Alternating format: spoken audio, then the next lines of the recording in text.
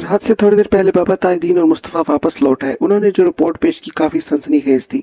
खोजी के मुताबिक क्वार्टर में आकर मुझसे मिलने वाली औरत मैदान वाली सिम से आई थी और वापस भी इधर ही गई थी। मैंने कहा, इस मैदान में नूरी का खुरा तलाश करने में तुम्हें बड़ी दुश्वारी हुई होगी। वहां तो कस्बे के नौजवान रोजाना शाम को फुटबॉल खेलते हैं। दर्जनों कदमों के निशानात में किसी मखसूस आदमी के पाँव के निशानात को फॉलो करना आसान काम नहीं। आप बिल्कुल ठीक कहते हैं थानेदार साहब, ताजुद्दीन ने सच बात में गर्दन हिलाई। लेकिन ये एक इत्तेफाक या हमारी खुशकिस्मती समझ लें कि मकतूला नूरी मैदान के अंदर से नहीं गुजरी, बल्कि किनारे किनारे चलते हुए दूसरी जानिब पहुंची थी। इसलिए इसका खुरा पकड़ कर रखने में मुझे ज़रा मुश्किल पेश नहीं आई। इसी दौरान ये इंकशाफ भी हुआ कि वो बिल्कुल इसी तरह मैदान के किनारे के साथ चलते हुए आपके क्वार्टर में भी आई थी। मैंने इस तरारी लहजे में पूछा, मैदान के इस पार पहुंचने के बाद वो कहाँ गई थी? जनाब मलिक साहब, ताजुद्दीन ने गहरी संजीदगी से कहा, मैदान के दूसरे किनारे पर मुआयने के बाद पता चला है कि इसके साथ कोई मर्द भी था जो वहां रुक कर इसकी वापसी का इंतजार कर रहा था।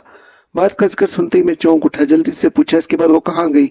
वो औरत मर्द के साथ मैदान तक आई थी, क्योंकि इन दोनों के वहां तक पहुंचने का खुरा भी मुझे मिल गया था। वो जिस सिम से आए थे इसी तरह वापस जा रहे थे। वो सांस लेने की रुका तो मैंने सवाल किया, इसका मतलब है तुमने सुराग लगा लिया है? नूरी और इसका साथी मर्द किधर से आए थे? जी हाँ, इसने इस बात में सर हिलाया और बोला, मैं इनके खुरे के साथ साथ चलता रहा। इस तरह हम दोनों डेरे तक पहुंच गए। डेरे तक? मैंने उलझन ज़्यादा लहजे में कहा। किसका डेरा? कांस्टेबल ने पहली मर्तबा लबकुशाई की। बोला, मलिक साहब जी, चौधरी दिलदार का डेरा है। ताजुद्दीन इसी डेरे की बात कर रहा है। चौधरी दिलदार का डेरा? मैंने खुद कलामी के अंदाज में दोहराया। इन दोनों का चौधरी दिलदार से क्या ताल्लुक है? ताल्लुक तो आप मालूम करेंगे जनाब, ताजुद्दीन ने नरमी से कहा। मैं तो खुरे की रिपोर्ट पेश कर रहा हूँ। चौधरी दिलदार अहमद नगर का एक बाअसर जिम्मेदार था। इसकी आलीशान जाती हवेली अहमद नगर शुमाली में वाक़या थी। मैं फिलहाल चौधरी दिलदार के बारे में इससे ज्यादा नहीं जानता था। अभी तक मेरी इससे मुलाकात नहीं हुई थी। मैंने खोजी से पूछा, तुम्हारी इस रिपोर्ट में और क्या दर्ज है? जनाब, आपको ये सुनकर हैरत होगी कि मैंने इस डेरे से निकलने वाला एक अहम खुरा भी पकड़ लिया है। खोजी, ताजुद्दीन ने ड्रामाई अंदाज में कहा। खुरे की अहमियत का अंदाजा तो इस वक्त होगा जब तुम कुछ तफसील बयान करोगे। मैंने इसकी आंखों में देखते हुए कहा। वो ठहरे हुए लहजे में बोला, जनाब, चौधरी दिलदार के इस डेरे से निकलने वाले 2 घुड़सवारों का खुरा मैंने तलाश किया है। इन 2 घुड़सवारों में से एक तो नॉर्मल सेहत और वजन का मालिक है और दूसरा या तो बहुत ज्यादा मोटा है या फिर इसने अपने साथ किसी सिंगल पसली को भी घोड़े की पीठ पर सवार कर रखा था, क्योंकि इस घोड़े के पांव बहुत ज्यादा दबाव का जाहिर कर रहे थे। दोनों घोड़ों के खुरों में वजन के हवाले से नुमाया फर्क नजर आता है। इसका मतलब है कि तुमने घुड़सवारों का नहीं बल्कि इनके घोड़ों का खुरा तलाश किया है। मैंने सरसरी अंदाज में कहा। फिर एक खास नुक्ते को ज़हन में रखते हुए इजाफा किया, क्या ये मुमकिन नहीं कि तुम जिस सिंगल पसली सवार का जिक्र कर रहे हो वो कोई औरत हो? इसने चौंक कर इस्तरारी नजर से मुझे देखा और बोला, ऐसा बिल्कुल मुमकिन है। पता नहीं इस तरफ मेरा ध्यान क्यों नहीं गया। तुम अपनी तहकीक की रिपोर्ट पेश कर रहे हो, इससे मैंने अंदाजा लगाया है कि इन 2 घोड़ों पर 2 मर्द और एक औरत सवार होकर चौधरी दिलदार के डेरे से निकले थे। यानी एक घोड़े पर एक मर्द और दूसरे घोड़े पर मर्द और औरत एक साथ। मैंने तजिया करने वाले अंदाज में कहा, अब तुम बताओ इन दोनों घोड़ों का खुरा क्या बताता है? ताजुद्दीन ज़हरीला मुस्कुराते हुए बोला, जनाब, मैंने आपसे अर्ज किया था कि मैंने एक अहम खुरा पकड़ा है। अब मैं इस खुरे की अहमियत आपके सामने लाता हूँ। वैसे इतना बता दूं, अभी आपने जो अंदाजा कायम किया है वो बिल्कुल दुरुस्त है। दोनों घोड़ों का खुरा मखसूस दबाव के साथ डेरे से नहर के किनारे पहुंचा, फिर नहर के साथ साथ पुल की जानिब बढ़ने लगा। उन्होंने नहर का पुल अबूर किया, फिर दूसरा यानी जनूबी किनारा पकड़कर खेतों में उतराए और जनूबी की आबादी से थोड़ा फासला रखते हुए खेतों में आगे बढ़कर वो इस मकाम पर जा पहुंचे जहां मकतूला नूरी की लाश मिली है। यानी जैवकुआ पर ताजुद्दीन के इस इंकशाफ पर मैं उछल पड़ा। इसने बात ही ऐसी कर दी थी कि मैं मुस्तरब हो गया। इससे पहले कि मैं इससे कोई सवाल करता, वो सिलसिला कलाम को आगे बढ़ाते हुए बोला, और यहीं पर आपकी बात दुरुस्त साबित होती है। ऐन मुमकिन है आपने जिस औरत के घोड़े पर सवार होने का अंदाजा कायम किया है वो ये मकतूला यानी नूरी हो। इन दोनों ने नूरी को खेतों में कत्ल किया और आगे बढ़ गए या वापस लौट गए? मैंने उलझन ज़्यादा अंदाज में पूछा। खोजी, ताजुद्दीन मजबूत लहजे में बोला, आगे जनाब, आगे। आगे कहाँ? ताजुद्दीन के बजाय मुस्तफ़ा ने जवाब दिया। मलिक साहब, खोजी बाबा ने इन दोनों घोड़ों की सुमों का पीछा नहीं छोड़ा। इनके खुरों का ताकुब करते हुए हम जंगल की सरहद तक पहुंचे थे, लेकिन इतनी देर में दिन का अख्ताम हो गया।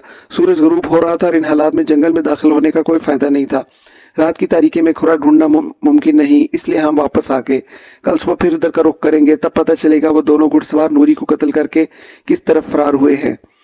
ताजुद्दीन ने कहा, थानेदार साहब, जैवकुआ से जंगल की तरफ घोड़ों का जो खुरा गया है, इससे वाज़ेह होता है कि दोनों घोड़ों में से सिर्फ एक बंदा सवार था। मैंने जंगल के दाखिली हिस्से में जमीन पर इस जगह एक खास निशानी लगा दी है जहां तक खुरा निकाला गया है। इंशाल्लाह कल सुबह मैं वहीं से अपने काम का आगाज करूंगा। वो लम्हा भर को रुका, फिर ठहरे हुए लहजे में बोला, इस सिलसिले में आपसे मेरी एक दरख्वास्त है थानेदार साहब। हाँ हाँ कहो, क्या बात है? मैंने पूछा। अगर कांस्टेबल साहब का मेरे साथ जाना बहुत ज़रूरी है तो फिर इसे सादा लिबास में रवाना करें। वो वजाहत करते हुए बोला, पुलिस की वर्दी खामखा देखने वालों को मतवज्जो करती है, जिससे काम में दुश्वारियाँ पैदा होती हैं। वैसे मैं किसी की मदद के बगैर ज़्यादा आसानी से काम कर सकता हूँ, आगे आपकी मर्जी है। मैंने कहा ठीक है, इस मसले पर सुबह बात करेंगे, तुम ज़रा जल्दी आ जाना। ठीक है, मैं 8 बजे आ जाऊँगा। ताजुद्दीन कुछ सोचते हुए बोला, हाँ ये मुनासिब वक्त है। मैंने ताइदी अंदाज में कहा। वो रुखसत हो गया।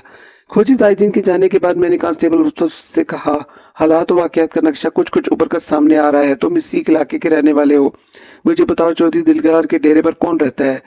चौधरी और बड़े जिम्मेदारों ने अपनी जमीनों पर डेरे वगैरह बना रखे होते हैं जहाँ इनके जाती मुलाजिम रहते हैं।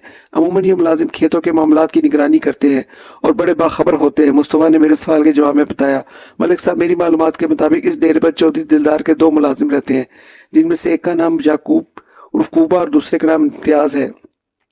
ये लोग डेरे के आसपास और दूर दराज तक फैली हुई चौधरी दिलदार की राशि का निजाम संभालते हैं।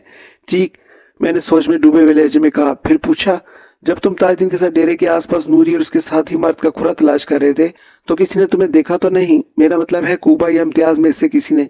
नहीं जनाब, इसने नफी में गर्दन हिलाई।